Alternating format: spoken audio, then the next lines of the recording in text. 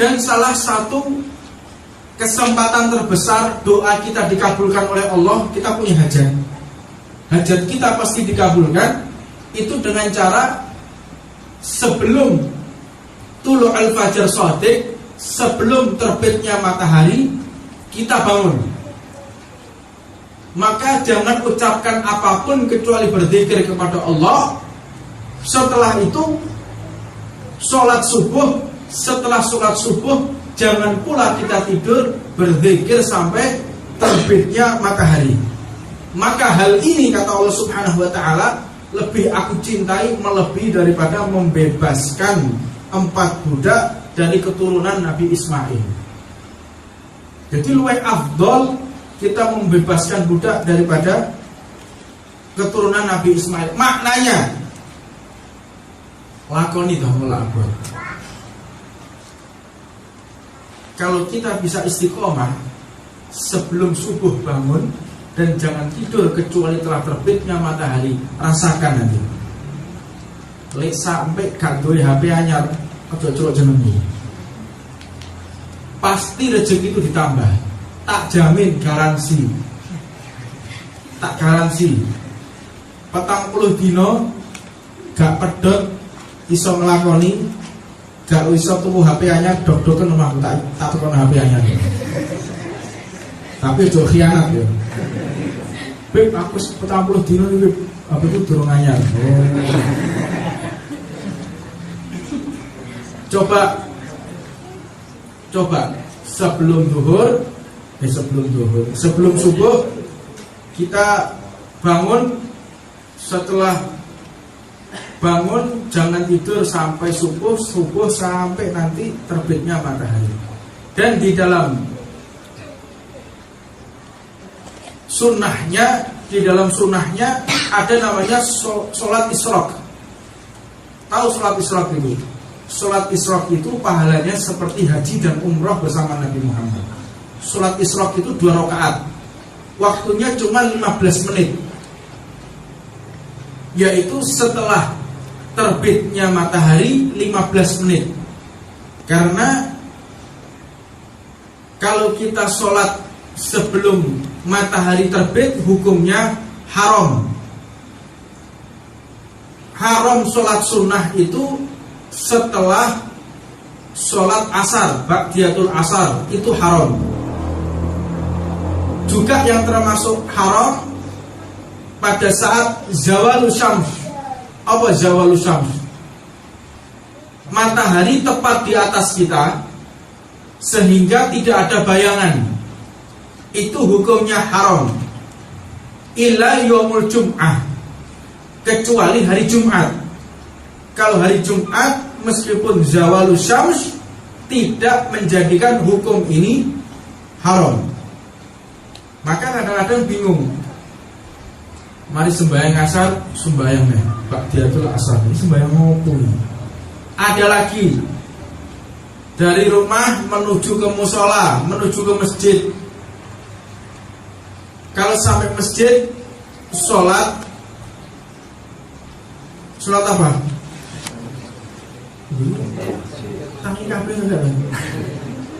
Atahiyatul masjid. Sudah Atahiyatul masjid 2 rakaat. Oh coba tambah 2 rakaat mana? Sing 2 rakaat lagi. Qobliyatul maghrib. Tidak ada. Qobliyah maghrib itu tidak ada. Mana sembahyang qobliyatul maghrib. Mungkin mondoknya sebelah ini gak ngerti ya. Lah kadang dikandani lo ngamuk. Ini di dalam satu zaman sudah menjadi zaman yang luar biasa. Zaman yang orang tidak mau dinasehati.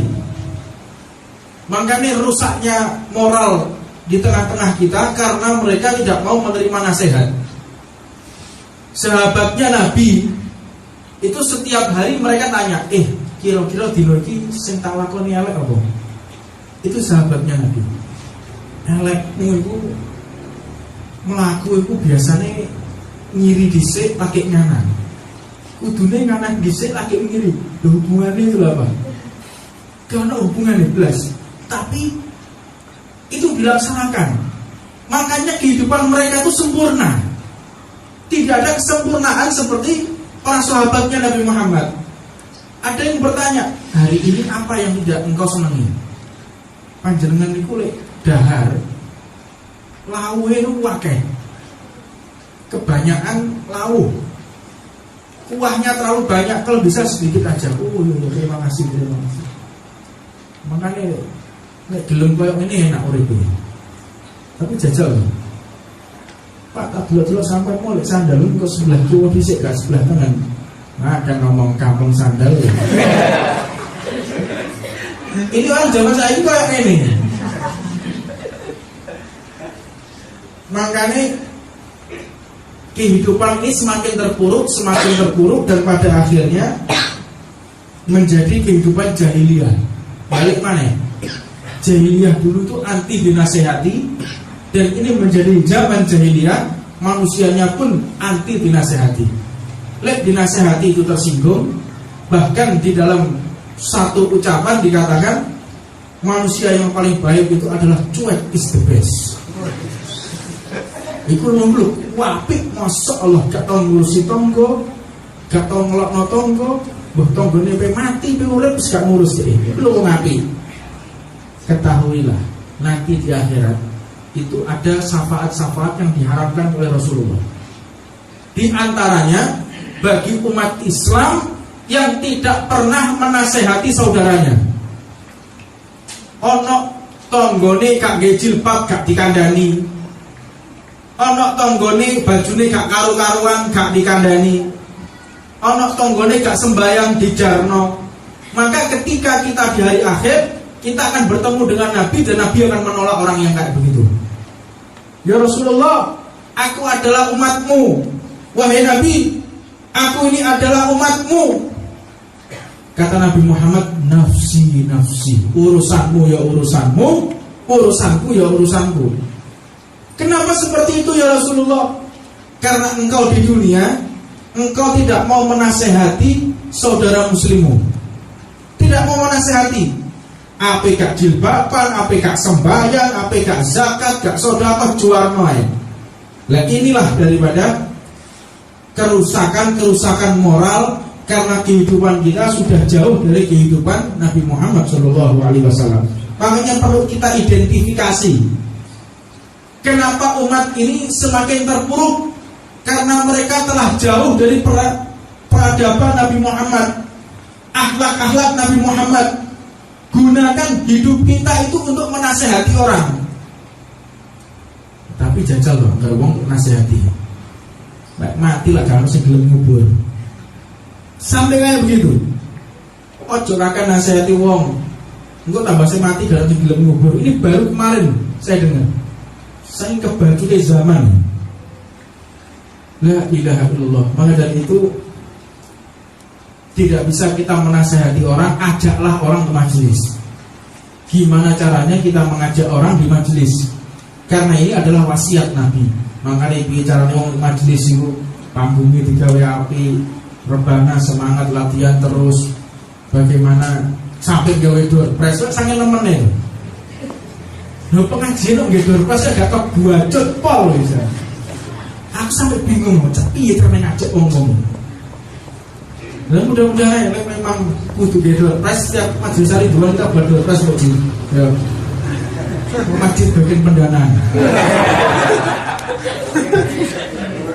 Ya ini yang bisa saya sampaikan, mudah-mudahan ada manfaatnya, dipanjangkan umur kita, dan Allah Subhanahu wa taala memuliakan kita di dunia sampai akhirat, dan buahnya nanti kita bisa bertemu dengan junjungan kita Nabi Muhammad sallallahu alaihi wasallam.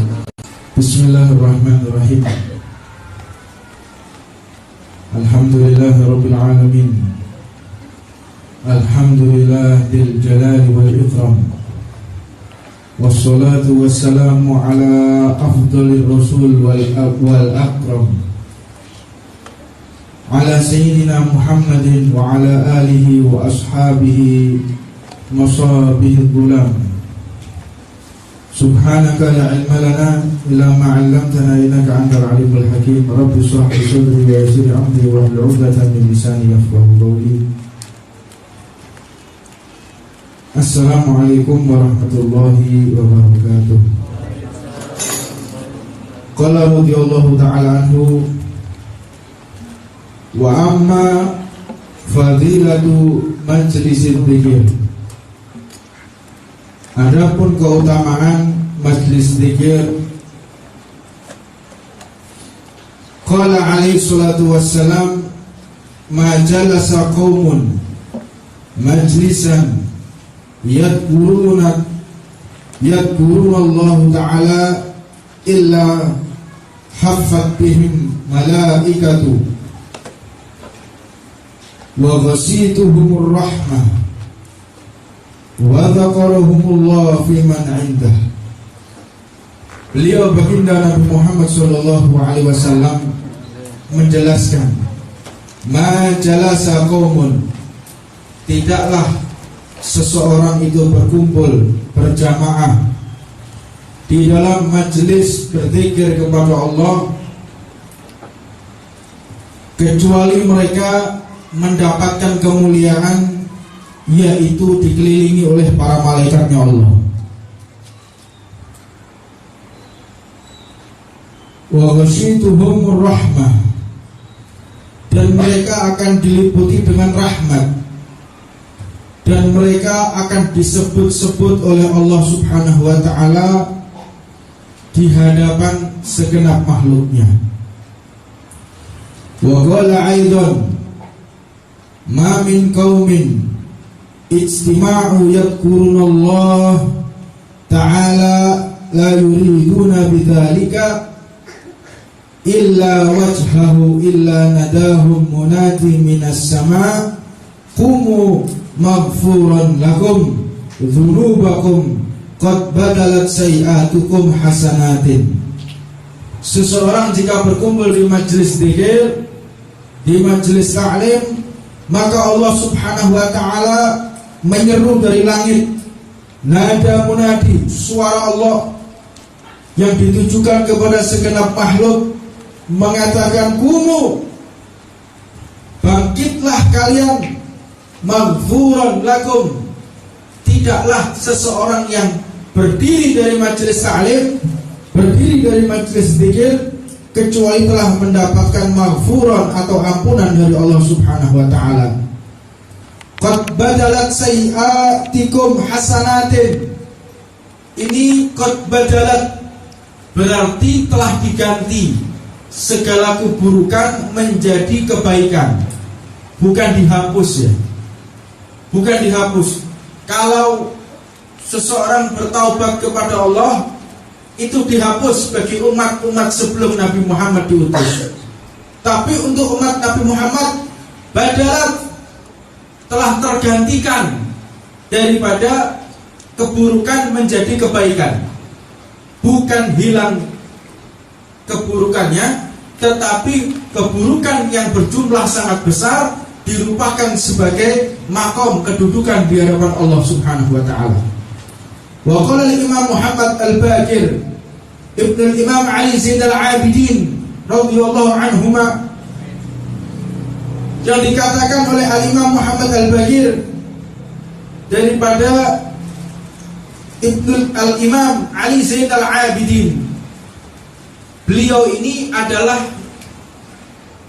cucu Sayyidina Husain. Sayyidina Muhammad al-Baqir ibn Sayyidina Ali Zain al-Abidin ibn Husain ibn Ali bin Abi Talib, ummuhu Fatimah binta Rasulullah sallallahu alaihi wasallam. Beliau Sayyidina Ali Zain al-Abidin ini adalah yang menyaksikan bagaimana keluarganya dibantai di peperangan Karbala. Ketika menyaksikan satu persatu saudaranya disembelih oleh tentaranya Yazid bin Muawiyah, satu persatu mereka disembelih.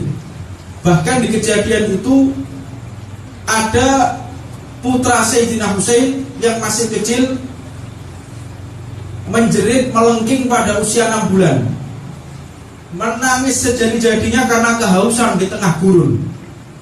Begitu menjerit sehingga dibawa keluar oleh Sayyidina Husain, wahai manusia, berikan kasih sayangmu kepada anakku yang masih berusia 6 bulan ini. Anakku ingin minum, izinkan aku untuk mengambil air minum. Bukan untuk diriku, karena aku dalam keadaan berpuasa di hadapan Allah Subhanahu wa ta'ala. Aku berpuasa, aku tidak berhasrat makan dan minum. Untuk putraku ini yang masih berusia 6 bulan. Maka diangkat putranya sama Sayyidina Husain, tujuannya agar mereka melihat. Malah salah satu di antara mereka menghunuskan panah dan langsung tertancap di lehernya putranya Sayyidina Husain. Maka langsung dipeluk bayi tersebut, digendong oleh Sayyidina Husain, dan darahnya tadi dicipratno, diangkat ke atas.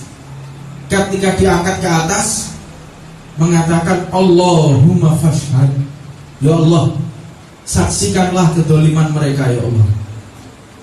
Langsung Sayyidina Husain mengatakan, ditunjuk orangnya tadi yang mana, adma'akallah, adma'akallah, semoga engkau diberikan rasa haus oleh Allah, sehingga engkau merasakan apa yang dirasakan oleh anakku ini.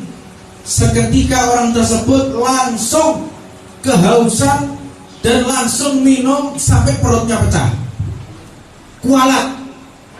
Hal ini ditampakkan orang kalau sudah tidak punya hidayah, sudah tidak ada petunjuk, meskipun hal semacam ini tidak mengubah hatinya, tetap memerangi.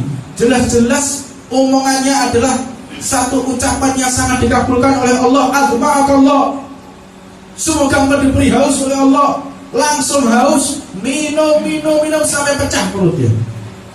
Maka tetap tertutup daripada hidayah dari Allah. Makanya yang terbesar kita minta hidayah dari Allah.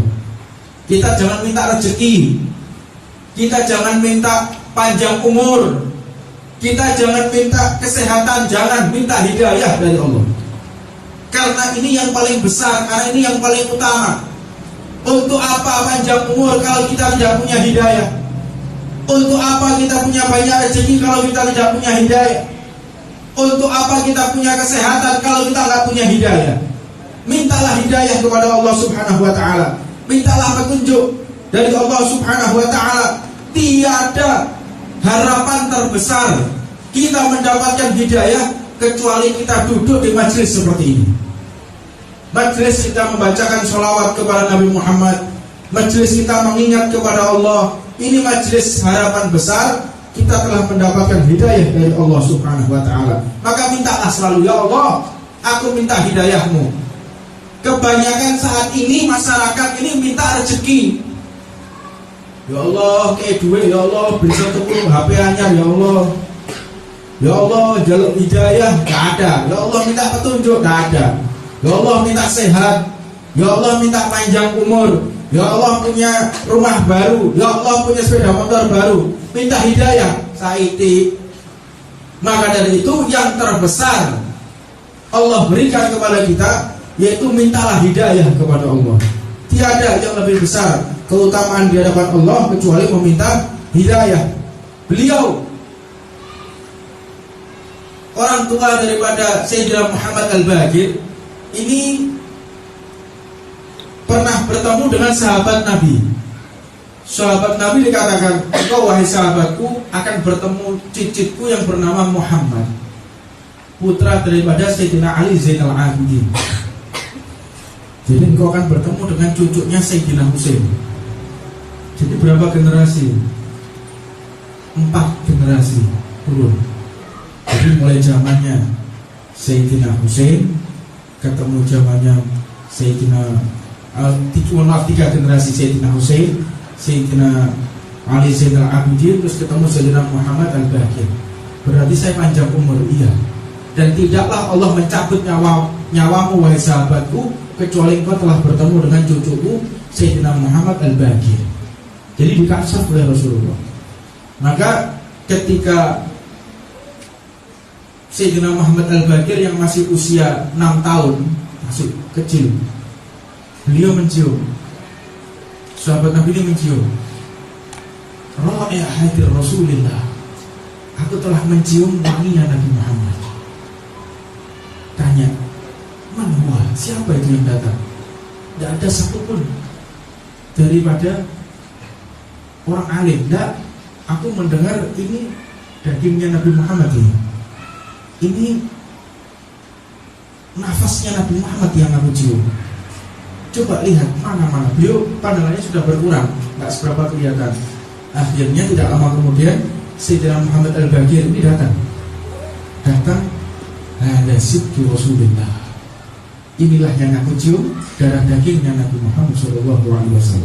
Maka dipeluk beliau daripada Sayyidina Muhammad Al-Baqir dan mengatakan, Nabi Muhammad, kakekmu kirim salam kepadamu, dan aku tidaklah mati kecuali aku telah bertemu denganmu. Maka benar, ketika tidak lama kemudian ketemu dengan Sayyidina Muhammad Al-Baqir, maka beliau wafat, sahabat Nabi Muhammad SAW.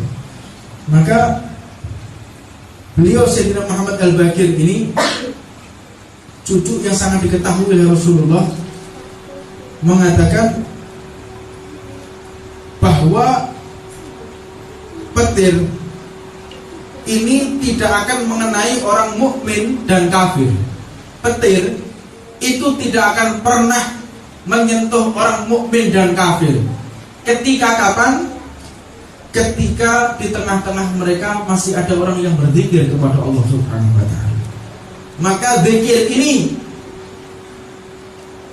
la taqumus sa'ah, tidak akan ada yang namanya hari kiamat hatta la yuqalla Allah Allah, hatta la yuqalla fil ardi Allah Allah. Tidak akan terjadi hari kiamat kecuali di muka bumi ini sudah tidak ada orang yang mengatakan Allah. Ucapan lafaz Allah ini dapat menghentikan hari kiamat. Satu orang menyebut nama Allah ditunda hari kiamat. Perlu kita ketahui, tidak ada satupun malaikat yang bisa membendung hari kiamat. Tidak ada satupun pejabat yang bisa menunda hari kiamat. Hanya satu orang mengucapkan Allah, maka Allah menghentikan hari kiamat. Maka dari itu disunahkan, jika ada puting beliung, jika ada banjir bandang, jika ada tanah longsor, langsung kita adzan. Makanya langsung adzan. Udah hujan yang sangat kencang menakutkan, langsung adzan. Insya Allah akan surut. Karena hal itu yang akan menolong dan akan menenangkan alam. Alam masih wallah, kecuali Allah disebut sebagai alam. Maka alam ini akan tunduk bagi orang-orang yang di lisannya mengucapkan kalimat Allah, masih berzikir kepada Allah. Maka merekalah yang menjadi aman dunia, yang menjadi amannya dunia. Mereka ahli maksiat itu tidak dihukum oleh Allah.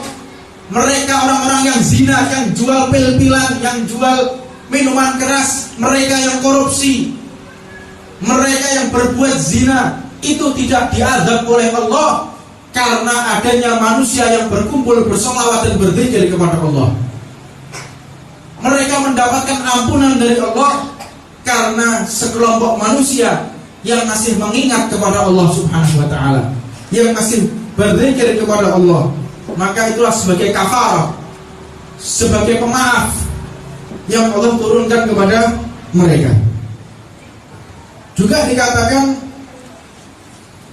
wa an Abi Hurairah radhiyallahu anhu dakhala al-suq wa qala, pernah Abi Hurairah ini masuk ke dalam pasar mengatakan, arakum hahuna wa milathu Rasulillah sallallahu alaihi wasallam yuksamu fil masjid wa dhahaba an-nas ila al-masjid fataraku suq wa lam yarau mitharan.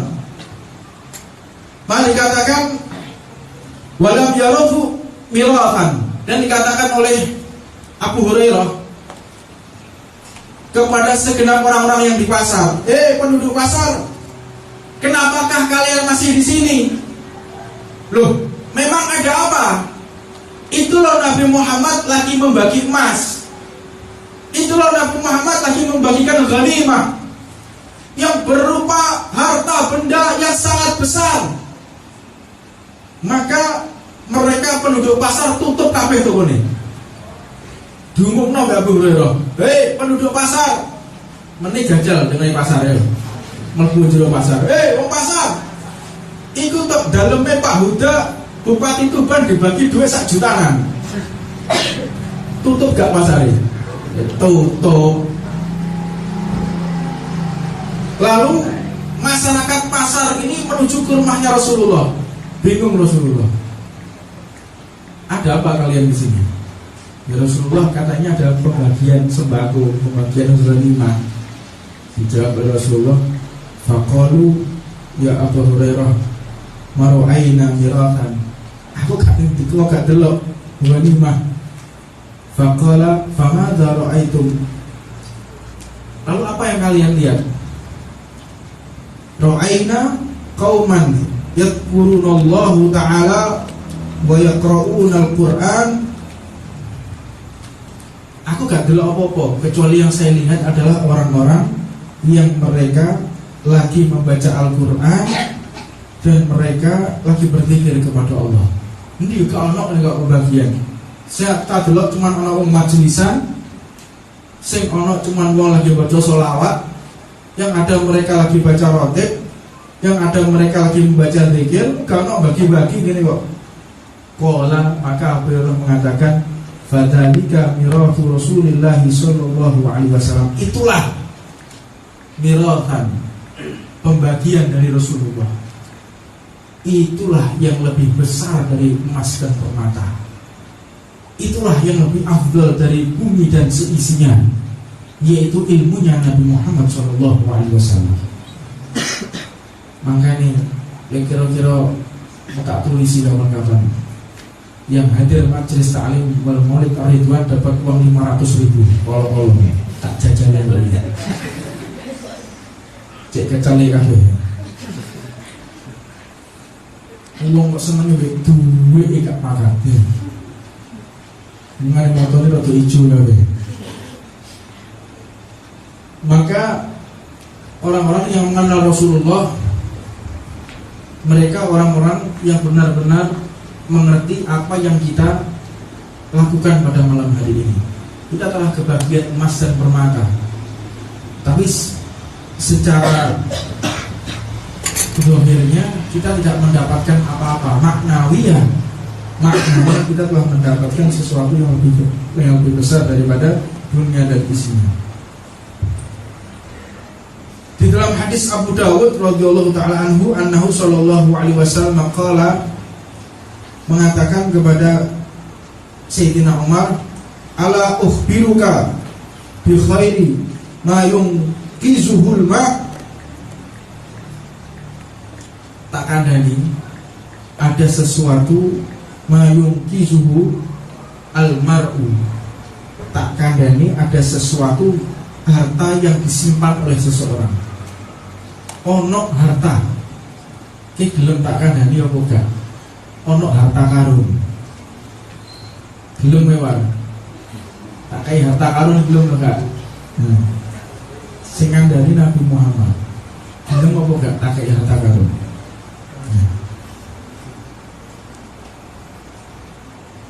Al-mar'atu shalihah idza nadhara ilaiha sarathu wa idza amaraha ata'athu wa idza ghabba anha hafidhathu. Takkan ini harta-harta yang paling mulia di muka bumi ini adalah seorang istri yang shalihah. Itu harta karun. Gak percaya? Duwe bojo shalihah iki harta karun. Lek gak percaya deloken niku. Wong sing duwe akeh bojone ganyang setruk wae. Bojone gowanyang ngomelan ngamukan wis ngono ireng keriting ngentutan maneh. Iki lho sorot neraka iki.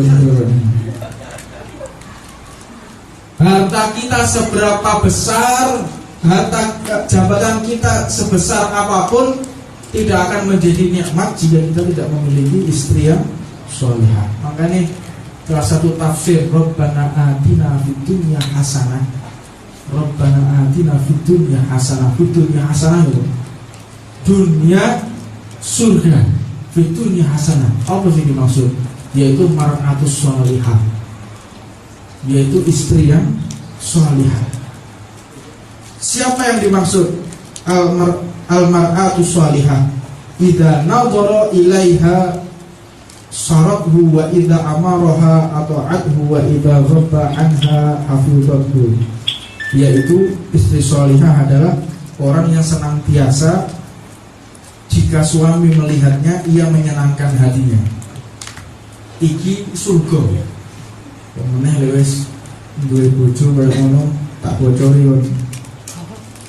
Toko wong-wong sing gak karu-karuan duwe bojo makane milih yo sing ayu. Duwe bojo ayu gak sholihah yo percuma. Nek sing iso yo ayu yo sholihah. Wes pengen ngono yang menyenangkan hati dan jika memerintahkannya ia akan mentaatinya. Bojo sholihah, bojo sing genah iku lek didelok nyenengno. Apa maksudnya? Istri sholihah didelok iku nyenengno. Lek nang omah ayu, lek nang jaba gak spiro ayu. Ini adalah istri sholihah. Lah saiki lak kuali ya. Tok jero omah dasteran suwek elek korek maneh. Ini bukan istri sholihah yang semacam itu. Istri sholihah itu lek kondangan biasa-biasa saja. Tapi lek jero omah koyo kondangan. Nah, itulah mar'atus sahabah. Itulah istri-istri para sahabat Nabi. Makanya mau jodoh delok kondangan ini gelang digawe kabeh sampai mangan gak iso nekuk tangane gak iso gelang mending mas kuningan misi-misi ini. Dan jika memerintahkannya ia akan mentaatinya. Itu adalah mar'atus sholihah. Lek dikongkon lu nggih. Lek dikongkon nggih. Sampai golek bojo terus lek dikongkon gak duwe tangan. Gak duwe sikil. Sik seger nunjuk matine. Nah. Hati-hati. Iso ngendek nomor sing mudah-mudah koyo ngene. Wa idza amaraha atau adhu dikongkon iku taat. Wa idza ghabba anha hafizathu. Jika ia ada di luar rumah, ia akan memelihara kehormatannya. Istri mar'atus sholihah, laki-laki perempuan yang sholihah adalah perempuan yang keluar dari rumah, dia akan menjaga kehormatan suaminya. Jika ada seorang istri menjaga kehormatan suaminya, maka telah terbuka semua pintu surga dan dia bebas mau masuk ke sebelah mana. Sakarep. Ape ke Jannatul Rayyan, Babur Rayyan. Apa Babur Rayyan? Pintunya orang berpuasa. Babur jihad. Ada pintu jihad di jalan Allah. Ada di babur sedekah. Ada bab pintu yang untuk sedekah. Sakarep apa milih nanti. Dan seluruh para malaikat yang menjaga di pintu tersebut mempersilahkan dia masuk. Gampang. Jadi wong wedok mlebu surga itu paling gampang. Dan wong wedok ini ngualati. Ojo wani-wani mbek wong wedok. Misalnya kok ibu-ibu saya ingin takoni. Wong wedok iki ngualati. Jadi lek sampai wong lanang iku kasar mbek wong wedok, mesti kualat. Loh, kadang-kadang saiki iku akeh wong lanang kasar ambek wong wedok kok gak kualat. Lah rupane wong wedok iku luwih kasar. Jadi lek ana wong wedok terus menang gak nyauri menang kowe iki masak kaya ngene ditekno kowe. Iki bisa kualat dan bisa memutus rezekine Gusti Allah. Tapi kadang-kadang wis ngono iku. Lah kowe masak dhewe ngene yo. Kadang anakmu ki ngurusi kowe. Samulan mesti urusi jero weteng kok metu aja ngurusi kowe. Ya kadang-kadang ada kayak begitu. Aku mak nirokno tok iki. Makanya bojo tukaran kalau sing kualat gara-gara ngono iku. La ilaha illallah. Wa an Ansin radhiyallahu anhu qala Rasulullah sallallahu alaihi wasallam. Hadis yang diriwayatkan oleh Anas mengatakan telah bersabda Nabi Muhammad, la an aq'uda ma'a qaumin yadhkuruna Allah ta'ala min salatil ghadati hatta tatlu'a asy-syamsu ahabbu ilayya min a'tiku arba'atan min waladi Ismail wala an aq'uda ma'a qaumin yadhkuruna Allah ta'ala min as-salatil 'asri hatta yaghruba syamsu ahabba ilayya min a'tiqa arba'atan. Dikatakan jika ada orang yang duduk sebentar lalu berzikir kepada Allah, maka ini lebih dicintai oleh Allah daripada membebaskan 4 budak. Budak ini regane sekarang 1,5 miliar. Yang ada di Afrika itu masih ada perbudakan. Jadi budak itu kayak barang. Jadi kodok besok dakon 6 miliar. Dan salah satu kesempatan terbesar doa kita dikabulkan oleh Allah, kita punya hajat. Hajat kita pasti dikabulkan itu dengan cara sebelum tulu al-fajar shadiq, sebelum terbitnya matahari kita bangun. Maka jangan ucapkan apapun kecuali berzikir kepada Allah. Setelah itu sholat subuh. Setelah sholat subuh jangan pula kita tidur berzikir sampai terbitnya matahari. Maka hal ini kata Allah Subhanahu wa ta'ala lebih aku cintai melebihi daripada membebaskan 4 budak dari keturunan Nabi Ismail.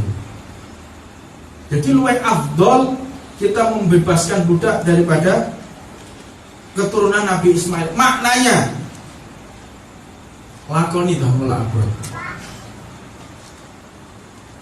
Kalau kita bisa istiqomah sebelum subuh bangun dan jangan tidur kecuali telah terbitnya matahari, rasakan nanti.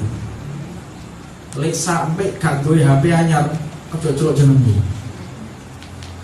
Pasti rezeki itu ditambah. Tak jamin, garansi. Tak garansi. 40 dino gak pedot iso nglakoni, gak iso tuku HP anyar, dok-doken omahku tak tukon HP anyar. Tapi ojo khianat ya. Beb, aku 40 dino iki, Beb. Apa itu durung anyar. Coba sebelum zuhur, sebelum subuh kita bangun. Setelah bangun jangan tidur sampai subuh sampai nanti terbitnya matahari. Dan di dalam sunnahnya ada namanya sholat isyraq. Tahu sholat isyraq itu? Sholat isyraq itu pahalanya seperti haji dan umrah bersama Nabi Muhammad. Sholat isyraq itu 2 rakaat. Waktunya cuma 15 menit. Yaitu setelah terbitnya matahari 15 menit. Karena kalau kita sholat sebelum matahari terbit hukumnya haram. Haram sholat sunnah itu setelah sholat asar, ba'diyatul asar, itu haram. Juga yang termasuk haram pada saat zawalus syams. Apa zawalus syams? Matahari tepat di atas kita, sehingga tidak ada bayangan, itu hukumnya haram. Illa yaumul jum'ah, kecuali hari Jumat. Kalau hari Jumat meskipun zawalus syams tidak menjadikan hukum ini haram. Maka kadang-kadang bingung, mari sembahyang asar, sembahyang nih Ba'diyatul asar, ini sembahyang apa ini? Ada lagi dari rumah menuju ke musola, menuju ke masjid. Kalau sampai masjid, sholat apa? Tangi kabeh enggak? Atahiyatul masjid. Sudah. Atahiyatul masjid 2 rakaat. Oh coba tambah rakaat mana? Sing 2 rakaat lagi. Qobliyatul maghrib. Enggak ada. Qobliyah maghrib itu enggak ada. Mana sembahyang qobliyatul maghrib. Mungkin mondoknya sebelah pihak ngerti ya. Lah kadang dikandani lo ngamuk. Ini di dalam satu zaman sudah menjadi zaman yang luar biasa. Zaman yang orang tidak mau dinasehati. Makanya rusaknya moral di tengah-tengah kita karena mereka tidak mau menerima nasihat. Sahabatnya Nabi itu setiap hari mereka tanya, kira-kira dino iki sing tak lakoni elek apa? Itu sahabatnya Nabi. Elekmu itu melaku itu biasanya ngiri dhisik pakai nganan. Kudune nganan dhisik lagi ngiri. Hubungannya itu apa? Karena hubungannya belas. Tapi itu dilaksanakan.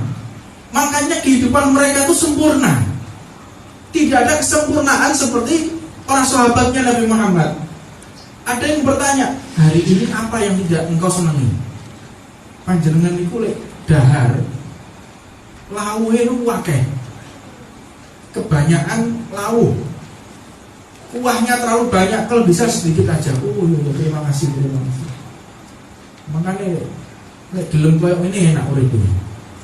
Tapi jajal. Pak tak dulu sampai mau lek sandal kok sebelah kiwa dhisik gak sebelah tengah. Nah, kan ngomong kampung sandal ya. Ini orang zaman saya ini kayak ini.